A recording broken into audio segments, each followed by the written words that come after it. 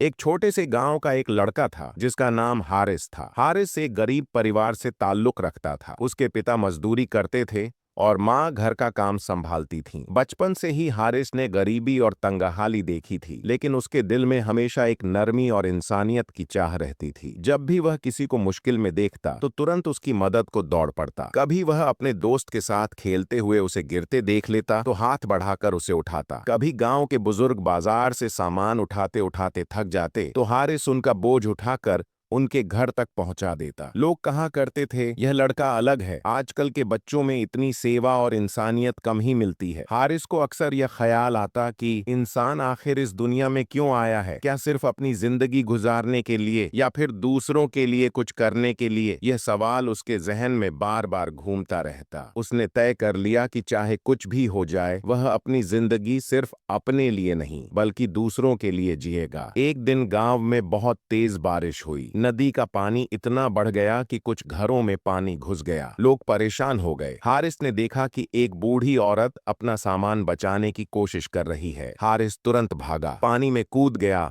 और उसका सामान और उसे सुरक्षित जगह पर ले गया। उस वक्त उसका पैर पत्थर से लगकर जख्मी हो गया, लेकिन उसने अपने दर्द की परवाह नहीं की। उस औरत की आंखों से आंसू निकल आए और उसने दुआ दी, बेटा, अल्लाह तुझे दुनिया और आखिरत दोनों में कामयाबी दे। यह दुआ हारिस के दिल को लग गई। उसने सोचा, अगर इंसान मदद करे तो न सिर्फ दूसरे खुश होते हैं बल्कि अल्लाह भी राजी होता है। समय गुजरता गया। हारिस जवान हुआ। अब वह शहर में छोटी मोटी नौकरी करने लगा। तनख्वाह ज्यादा नहीं थी, लेकिन उसकी आदत वही रही। जो भी कमाई करता उसमें से हमेशा कुछ हिस्सा गरीबों के लिए निकाल देता। शहर में लोग उसे मददगार हारिस कहने लगे। जब भी किसी को कोई मुश्किल होती, हारिस को याद किया जाता। एक बार एक गरीब आदमी अस्पताल में दवा खरीदने से कासिर था। हारिस ने अपनी जेब से पैसे दिए और दवा खरीद दी। उस आदमी ने कहा, भाई तुम तो फरिश्ता हो, तुमने मेरी जान बचा ली। हारिस मुस्कुराया और बोला, नहीं भाई, मैं तो सिर्फ इंसान हूँ, असली मददगार अल्लाह है, मैं तो बस उसका काम आगे बढ़ाता हूँ। हारिस की जिंदगी में एक अजीब सिलसिला शुरू हो गया था। जब भी वह किसी की मदद करता, उसकी जिंदगी में कुछ नया आ जाता। एक बार उसने एक यतीम बच्ची की स्कूल फीस दी। कुछ दिन बाद उसे नौकरी में प्रमोशन मिल गया। एक बार उसने एक मजदूर के बच्चों को खाना खिलाया। अगले दिन एक दोस्त ने बिना मांगे उसे पैसे उधार दे दिए जो उसे जरूरत थी। हर बार जब वह देता, अल्लाह उसे 10 गुना लौटाता। उसने महसूस किया कि जो पैसा वह खर्च करता है वह कभी कम नहीं होता बल्कि और बढ़ जाता है। लेकिन जिंदगी हमेशा आसान नहीं होती। एक दिन हारिस बहुत बीमार हो गया। पैसे कम थे और इलाज मुश्किल था। उसने सोचा कि अब कैसे होगा, मगर जिस तरह उसने लोगों की मदद की थी, उसी तरह गांव और शहर के लोग